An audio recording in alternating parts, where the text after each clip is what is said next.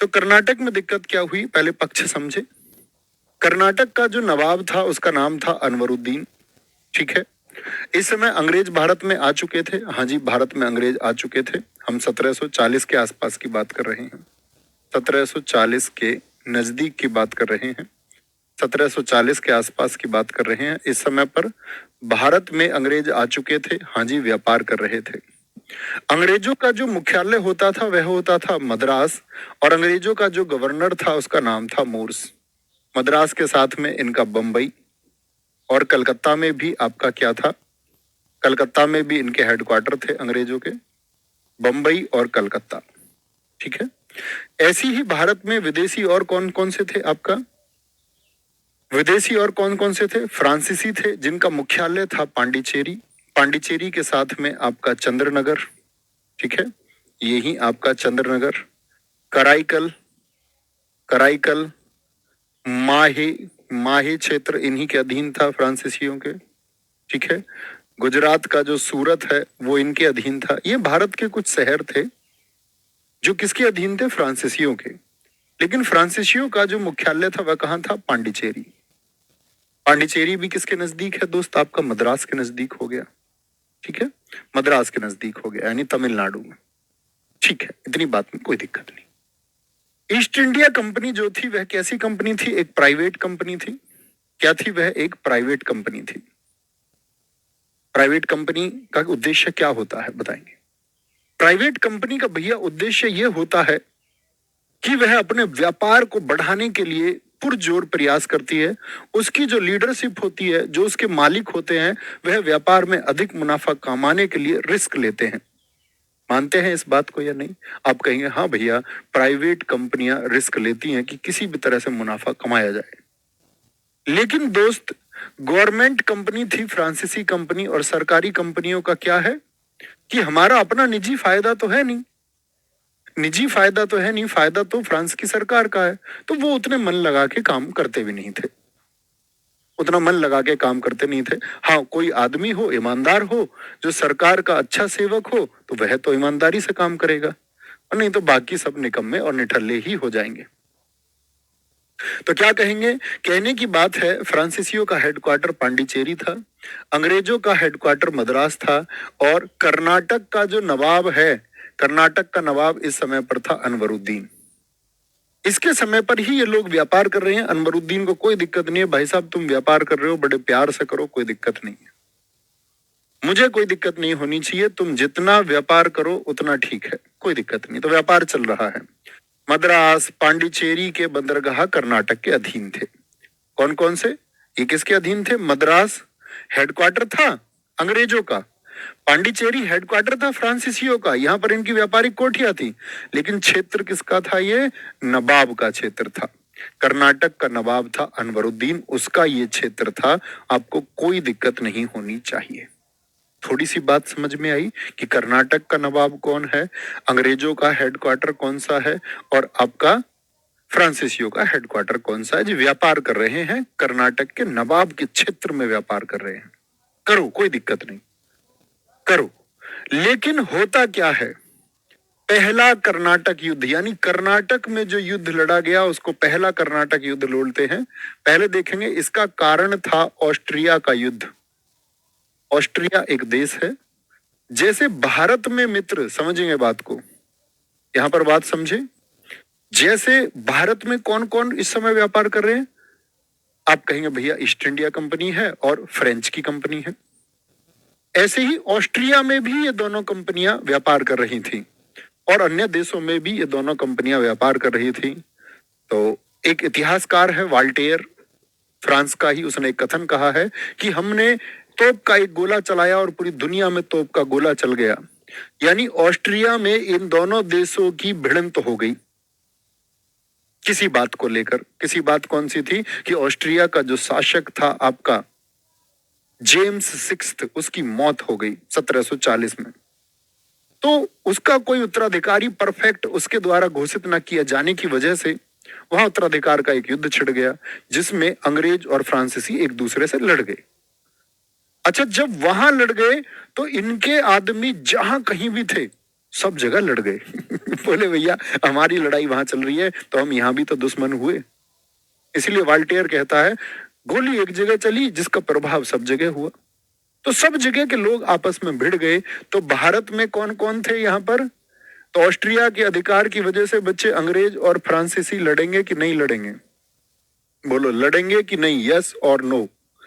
आप कहेंगे हाँ भैया ये कंपनी दोनों अलग अलग हैं, इन दोनों कंपनियों का झगड़ा अगर ऑस्ट्रिया में हुआ तो ये यहां भी भिड़ गई।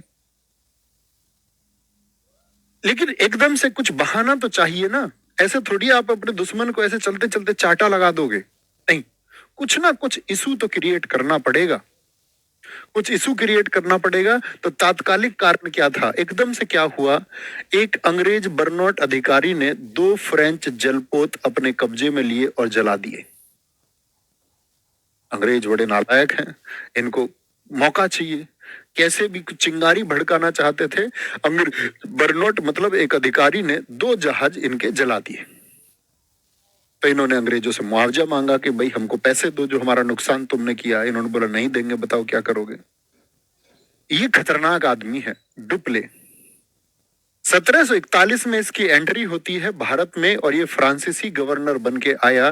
कहते हैं अगर फ्रेंच कंपनी से भूल ना हुई होती और फ्रेंच कंपनी इस डुप्ले को जो 1754 में वापस बुला लेगी, कहते हैं इस डुप्ले को अगर ना बुलाया होता फ्रेंच कंपनी ने वापस, तो आज आप भारत में जो इतिहास अंग्रेजों का पढ़ते हैं, जो अंग्रेजों की भारत में लूट है, वह लूट आप फ्रांसीसियों की पढ़ रहे होते और डुप्ले सरताज होता उस लूट का।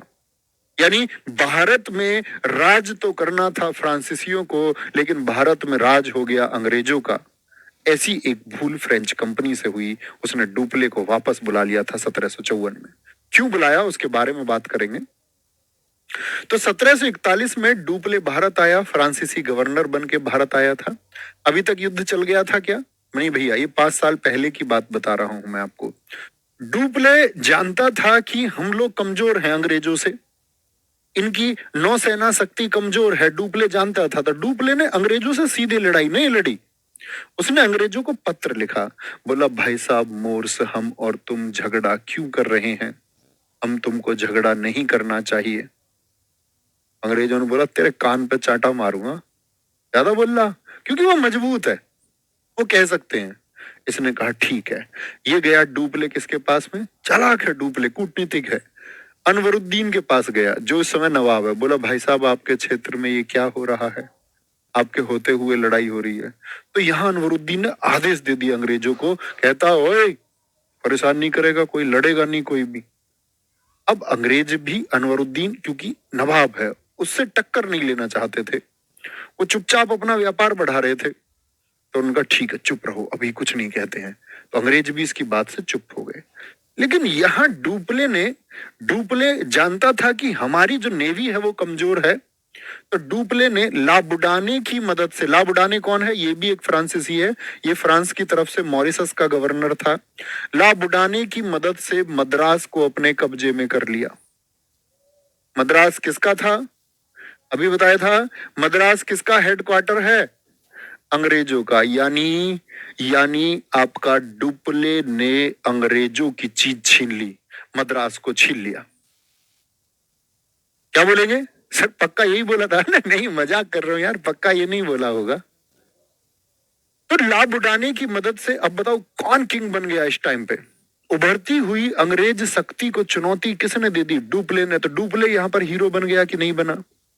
डुप्लो के नाम के चर्चे होने लग गए। डुप्ले के नाम के चर्चे हो रहे थे, लेकिन मदद किसकी लिए? लाभ उड़ाने। आपकी जिंदगी में हर व्यक्ति आपकी मदद करता है, ये जरूरी नहीं है कि वो आपको मदद का एहसान तुमको याद ना दिलाए। बहुत कम लोग ऐसे होते हैं जो अपनी मदद को याद नहीं दिलाते। उन्हीं में से एक लाभ उड़ाने है। इसने डुप्ले से कहा, डुप्ले से इसने कहा मुझको 2 लाख पाउंड रुपए चाहिए। मैंने तुमको ये क्या दिला दिया? मद्रास दिला दिया जो तुम्हारा ख्वाब था। अब 2 लाख पाउंड रुपए मुझे दे दो। डुप्ले ने कहा पागल तू ये क्या बात करता है, हम एक सरकारी कंपनी के लिए काम कर रहे हैं, इतना मुनाफा कहां होता है? हमारे देश के प्रति नैतिक जिम्मेदारी बनती है कि हम अड़े रहें और हम साथ मिलकर लड़ें। ये क्या तुम पैसे की डिमांड कर रहे हो? हम एक सरकारी नौकरी कर रहे हैं क्योंकि ये सरकारी नौकर हैं। तो डुप्ले एक ईमानदार अधिकारी है और लाभ उड़ाने कैसा भ्रष्ट, उसने कहा मुझे मतलब नहीं है देश वेश से, सरकारी नौकरी वोकरी से मुझे मतलब नहीं है, मुझको पैसा चाहिए पैसा। तो ये पैसे का भूखा आदमी है लाभ उड़ाने। अब जब डुप्ले तो बेचारा सरकारी आदमी, ना उसके पास पैसा है और देशभक्त भी है, देशभक्त भी है, तो कहता है कि भैया तुम नहीं दोगे तो हम तो अंग्रेजों के पास चले जाएंगे, जिनसे हमने मद्रास को छीना, हमारी वजह से छीना, हमारी मदद से छीना, वापस कर देंगे, वापस कर देंगे।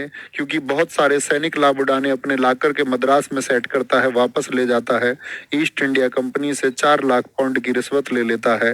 बोला भैया हम ही छीने थे, हम ही वापस दे देते हैं, ये लो अपना मद्रास। यानी वापस मद्रास रिश्वत लेकर के अंग्रेजों को ही दे दिया। बताओ जी, सरकारी नौकरी वाला आदमी कितना कितना खराब निकला। चलो कोई बात नहीं, दे दिया तो दे दिया। यहां पर होता है सेंट टॉमे का युद्ध 1748, जिसको हम अडियार वॉर भी कहते हैं। क्या कहते हैं इसको? हम अडियार युद्ध भी कहते हैं। नोट कर लेंगे एक बार। सेंट टॉमे ये जगह है बच्चे, मद्रास के पास में है। अडियार चेन्नई जिसको हम बोलते हैं, अडियार का युद्ध भी इसको हम कहते हैं, अडियार का वॉर भी इसको हम कहते हैं, अडियार का वॉर भी इसको हम कहते हैं। ठीक है। अब अंग्रेज और फ्रांसीसी आपस में मद्रास मद्रास खेल रहे हैं। कभी मद्रास अंग्रेज का हेडक्वार्टर है, उसको ये जीत लेते हैं फ्रांसीसी, फिर वापस अंग्रेजों को दे देते हैं। वापस अंग्रेजों को दे देते हैं तो क्या होता है फिर होता ये है कि यहां पर भैया अनवरुद्दीन कुछ कर रहा है, नहीं कर रहा। अनवरुद्दीन ने कहा, अनवरुद्दीन ने किसकी हेल्प की थी? डुप्ले की। जब डुप्ले ने कहा था भाई साहब लड़ाई बंद करवाओ यार अंग्रेजों से, उसने कहा था अंग्रेजों से चुप बैठ जाओ। तो अनवरुद्दीन से थोड़ा वार्तालाप जो है वो डुप्ले का था। डुप्ले कूटनीतिज्ञ है, उसने एक बैलेंस बना रखा था। तो डुप्ले ने अनवरुद्दीन से कहा और अनवरुद्दीन डुप्ले से कहाएगा, दोनों का आपस में संवाद होता है। इसने डुप्ले से कहा, डुप्ले ये क्या मद्रास मद्रास है, क्या चक्कर है? डुप्ले ने कहा जी तुम चिंता मत करो, मेरी जिम्मेदारी है, इस मद्रास को जीत करके मैं तुम्हें दूंगा, गिफ्ट करूंगा। अंग्रेजों का था ना, अब पूरी तरह से है तो अधीन तुम्हारे, लेकिन अब अंग्रेज व्यापार भी नहीं करेंगे, अब सब कुछ तुम्हारा होगा, मेरा प्रॉमिस है। ठीक है। क्या हो गया जी? बेटा मैं कमेंट सेक्शन की तरफ देखूं तो इस बात को याद रख लेना, मुझे किसी का टॉपिक से अलग हटता हुआ कोई बात ना दिखता रहे। पता चले, जैसे एक बार मोहलत देता हूं, एक बच्ची का नाम है सप्तऋषि, क्या होता है वो पता नहीं दुनिया में, सीधे ब्लॉक। टॉपिक से अलग हटके कोई भी बात कर रहा हो उसको सीधे शुभम उड़ा दो, यहां फोकस करेंगे, मैं देखूंगा ही नहीं आपको। सेंट टॉमे का युद्ध 1748 में हुआ। 1748 में तो क्या बोला अनवरुद्दीन ने डुप्ले से कि डुप्ले ये कब मद्रास का खेल खत्म होगा? उसने बोला ठीक है कोई दिक्कत नहीं। तो क्या हो गया, डुप्ले ने फिर संघर्ष किया और डुप्ले ने अंग्रेजों से मद्रास को जीत लिया। तो डुप्ले क्या वादा करके आया था अनवर से? चाचा अनवर से कह के आया था कि तुमको मद्रास देंगे, लेकिन खेल गया और चाचा अनवर को मद्रास वापस नहीं दिया। क्या बोलेंगे? चाचा अनवर को मद्रास वापस नहीं दिया। तुम्हारी कसम ब्लॉक नहीं करवाता मैं बच्चों को कभी भी, लेकिन आज अब तक मैं देख रहा हूं 4 बच्चे ब्लॉक हो चुके हैं। बहुत तुमको प्यार से समझा लिया कि भैया तो वापस देना था, चाचा अनवर को नहीं, प्रॉमिस करके आया था चाचा अनवर को, लेकिन चाचा अनवर को नहीं दिया। तो चाचा अनवर को गुस्सा आया, बोला डुप्ले तेरी ये हिम्मत। तो क्या बोलते हैं यहां पर, अनवरुद्दीन ने अपने बेटे महफूज खान को भेजा फ्रांसीसियों से लड़ने, क्योंकि इस समय मद्रास में फ्रांसीसी था पैराडाइज, क्योंकि फ्रांसीसी इसको जीत चुके थे मद्रास को। दोनों का युद्ध आपस में हो गया, अनवरुद्दीन का बेटा महफूज खान मारा गया।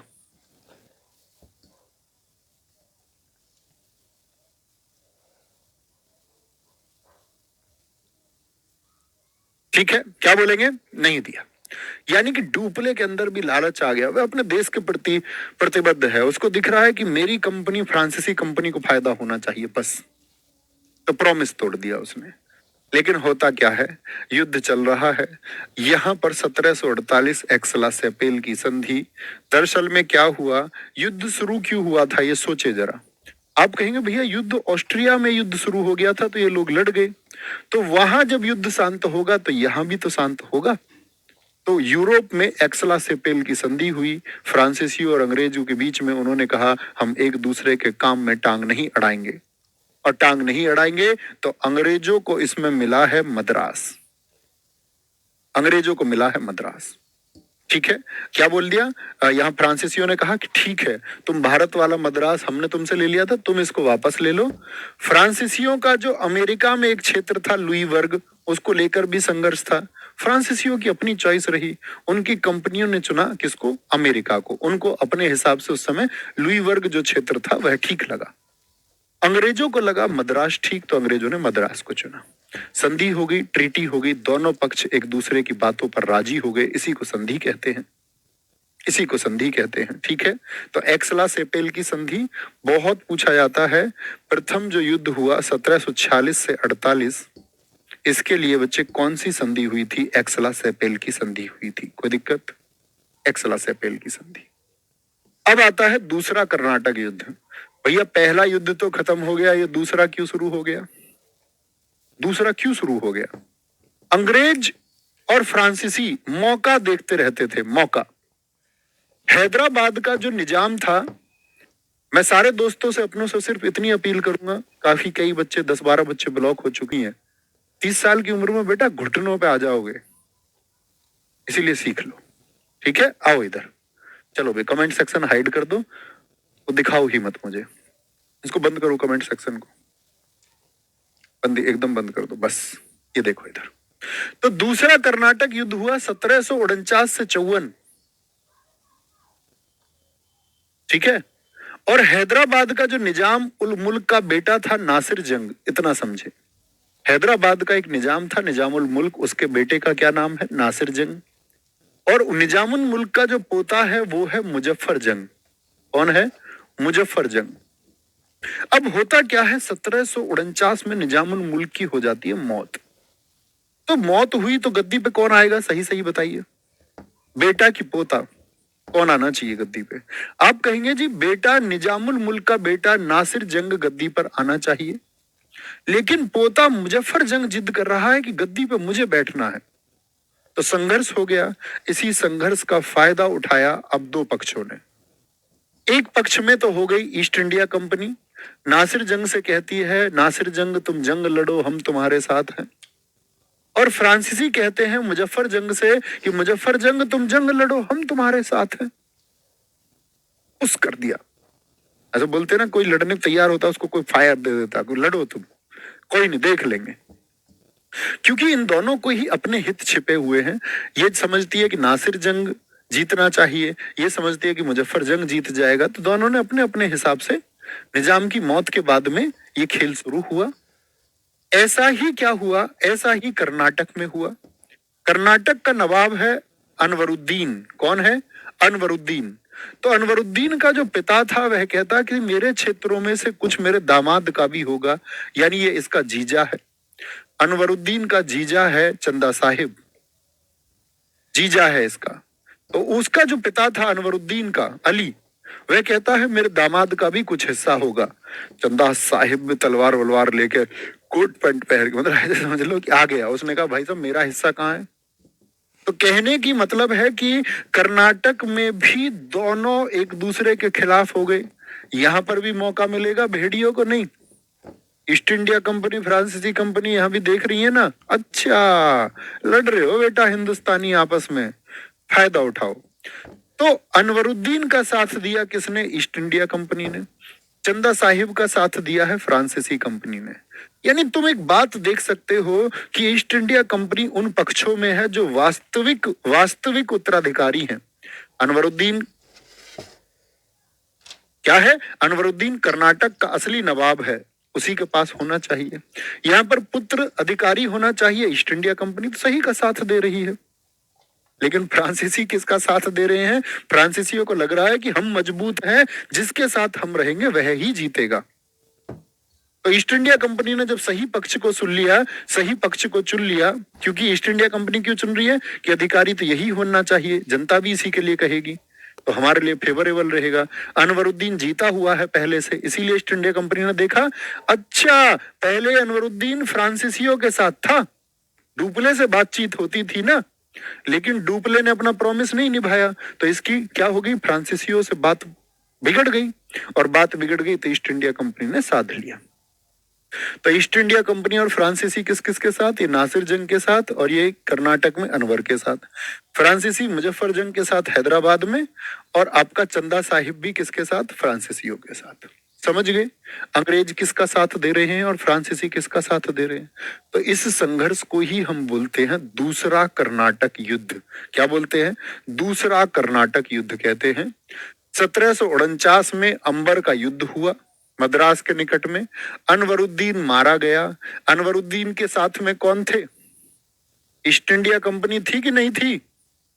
ईस्ट इंडिया कंपनी समझो हार गई। 1754 में पांडिचेरी की संधि के हुई दूसरे में। मुझे बताएंगे पहले युद्ध में कौन सी संधि मैंने आपको बताई, जरा सोच लें।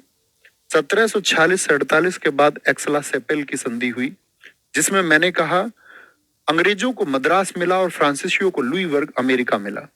यहां दूसरी संधि होती है, दूसरी संधि में इन्होंने विराम लगा दिया अपने युद्ध पर कि भाई साहब ठीक है, नहीं लड़ेंगे, आपस में संघर्ष नहीं करेंगे। अब दिखा दो कमेंट सेक्शन, देखना चाहूं मैं अपने प्यारे बच्चों को, बात मानी कि नहीं मानी।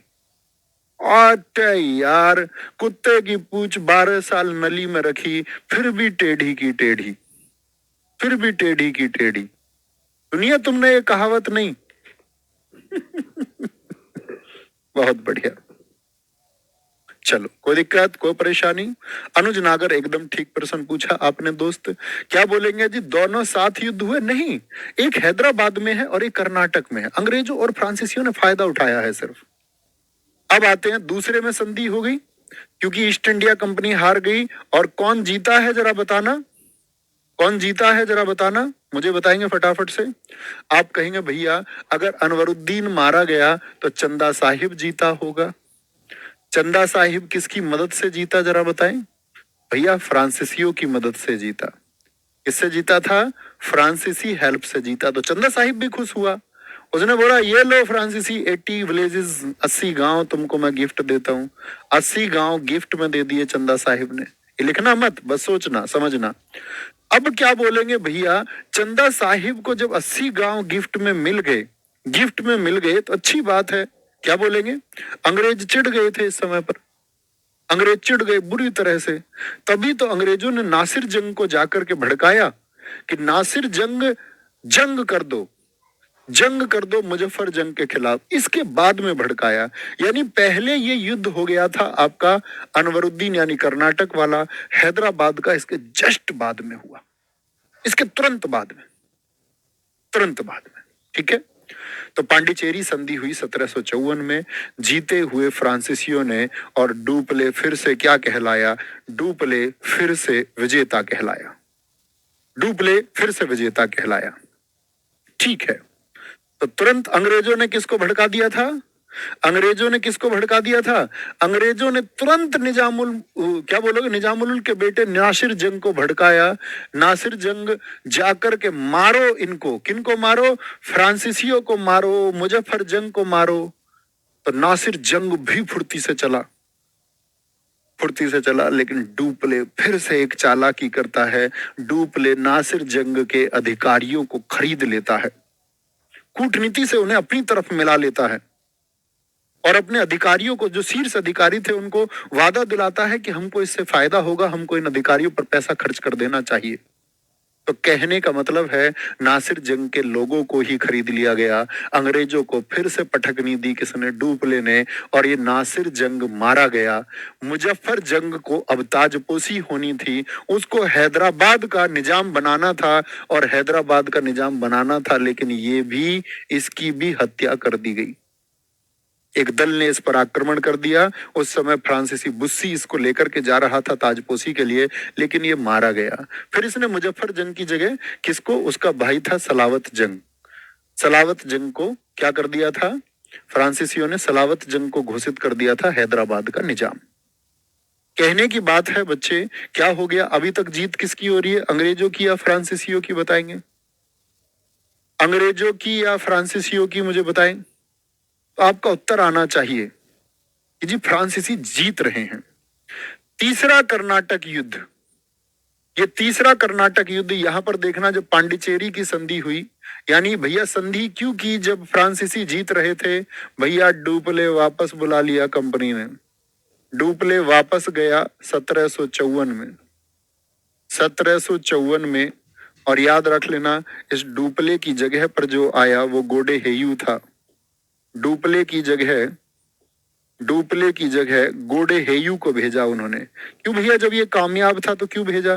क्योंकि बच्चे लगातार संघर्ष चल रहा था, एक सरकारी कंपनी अपना फायदा नहीं देख पाई, एक सरकारी कंपनी अपना फायदा नहीं देख पाई और डुप्ले की दूरदर्शिता को नहीं समझ पाई कि डुप्ले कितना शानदार सोच रहा है।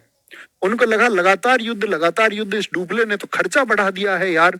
और खर्च जो तभी का एक खर्च था, उससे फ्रांसीसी कंपनी के ऊपर एक दबाव आया और उसके शीर्ष अधिकारियों ने, जो डुप्ले की ईमानदारी से भी परेशान थे, आप जानते हैं ईमानदार व्यक्ति से अक्सर लोग परेशान हो जाते हैं, उन्होंने कहा इस डुप्ले को वापस बुला लो। डुप्ले वापस में गया और फ्रांसीसियों का पतन शुरू हुआ। इस गोडे ह्यू ने तो आते ही अंग्रेजों के हाथ जोड़ने शुरू कर दिए और अंग्रेज हावी हो गए। तीसरा कर्नाटक युद्ध लड़ा गया 1758 से 63। पेरिस की संधि इसके द्वारा हुई और फ्रांसीसी ने फिर घुटने टेके। सप्तवर्षीय युद्ध 1756 से 63 का हिस्सा है ये तीसरा युद्ध। यानी अंग्रेज और फ्रांसीसी पूरी दुनिया में जहां कहीं भी थे, पूरी दुनिया में उनके बीच 7 साल एक संघर्ष चला है। 1756 से 63, उस 1756 से 63 का ही हिस्सा है। जैसे मैंने बताया था ऑस्ट्रिया के युद्ध का पहला हिस्सा। कोई दिक्कत, कोई परेशानी? यहाँ पर फिर अंग्रेज हार हुए। इसी सप्तवर्षीय युद्ध के बीच में मद्रास नामक जगह पर एक हुआ वांडीवास का युद्ध। कहां पर? मद्रास के निकट। यानी अगर सही बताऊं तो मद्रास और पांडिचेरी के बिल्कुल बीचों बीच पड़ता है आपका वांडीवास। वांडीवास का युद्ध मोस्ट इंपोर्टेंट है, लगातार परीक्षाओं में पूछा जाता है। क्या बोलेंगे जी? 22 जनवरी 1760 को हुआ। इसी युद्ध से फ्रांसीसियों का अंत हो गया, भारत में खत्म हो गए। यहाँ क्या बोलोगे, क्या बोलेंगे? आपका काउंट डी लाली ये फ्रांसीसियों की तरफ से था और काउंट डी लाली 1758 में गोडे हेयू के बाद में गवर्नर बन के भारत आया था। और आयरकूट, क्या बोलोगे? आयरकूट अंग्रेजों की तरफ से था और ये क्या हो गया था, सफल हो गया। काउंट डी लाली इस युद्ध को हार गया और फ्रांसीसी जो वर्चस्व था वो खत्म हो गया। क्या बोलेंगे? खत्म हो गया। कोई दिक्कत, कोई परेशानी? कोई दिक्कत, कोई परेशानी? तो दोस्त मैंने एक बात कही, पहला युद्ध बताएं कब हुआ? 1746 से 48। कौन सी संधि हुई? एक्स ला सेपेल की संधि हुई। कौन सी? एक्स ला सेपेल की संधि हुई। ठीक है। दूसरा युद्ध आपको क्या याद रखना है? 1749 से 54। कौन सी युद्ध संधि हुई दोस्त इसमें? आपका क्या बोलोगे भैया? पांडिचेरी की संधि हुई। पांडिचेरी की संधि हुई। किस किस के बीच संघर्ष कैसे कैसे है ये मैंने आपको बताया। 58 से 63 कौन सी संधि हुई? आपका क्या बोलोगे? यहाँ पर पेरिस की संधि हुई। और फाइनली इसी युद्ध के बीच में वांडीवास का युद्ध हो गया और फ्रांसीसी एकदम से खत्म हो गए। थोड़े बहुत जो बचे हुए थे वो 1763 में फाइनली खत्म हो गए। तो मुझे बताएं एक बार, आपका अंग्रेजों और फ्रांसीसियों के मध्य कितने कर्नाटक युद्ध हुए? बाकी तो सब बहाना था, बाकी तो सब बहाना था। युद्ध तो बेसिकली किसी कर्नाटक या हैदराबाद के लिए नहीं थे। आप समझ गए होंगे, युद्ध तो भैया अंग्रेज और फ्रांसीसियों के मध्य था। कोई दिक्कत, कोई परेशानी?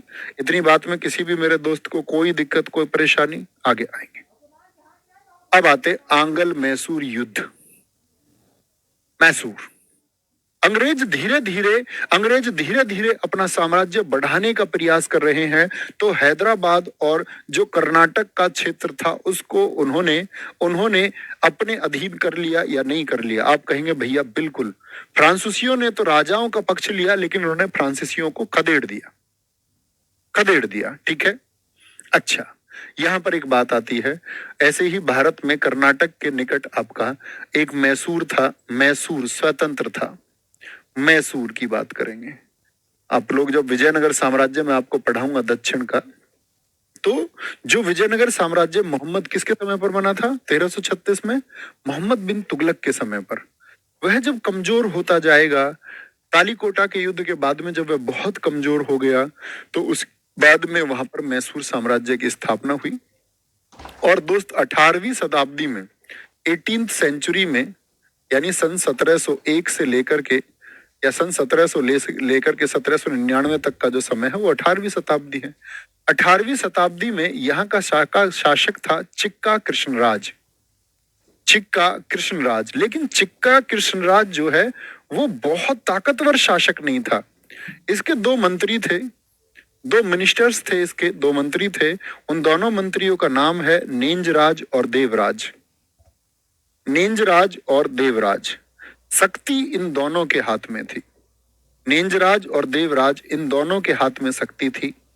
इन दोनों के हाथ से शक्ति एक साधारण व्यक्ति हैदर अली ने छीन ली। हैदर अली ने, बहुत अच्छा आपने लिखा है कैलाश मान जी, हरिहर बुक्का ने विजयनगर साम्राज्य की स्थापना की। बहुत शानदार, वेरी गुड। कोई दिक्कत, कोई परेशानी? इनको ब्लॉक कर दो भाई साहब को, दीपक शर्मा जी को। आपने शायद सुनी नहीं मेरी बात, मैंने बताया है सप्तवर्षीय युद्ध। 1761 में हैदर अली मैसूर का सुल्तान बन जाता है। ठीक है, राजा का संरक्षक बन के काम करता है। क्या यहाँ पर ये राजा का संरक्षक था? इसने इन दोनों को हराया और चिक्का कृष्णराज का सुल्तान बन गया, यानी कि उसके पद के अधीन काम कर रहा है कि आपकी सत्ता को मैं संभालूंगा, किसी और पर भरोसा मत करो। लेकिन 1776 में उसकी मौत के बाद ने इसने स्वयं को क्या कर दिया? राजा घोषित कर दिया। यानी सेना में मौजूद एक सैनिक राजा बन गया। बहुत बढ़िया। एक मेरे दोस्त ये हैं आपका जो पीएबी लिख रहे, रिकॉर्डेड क्लास है।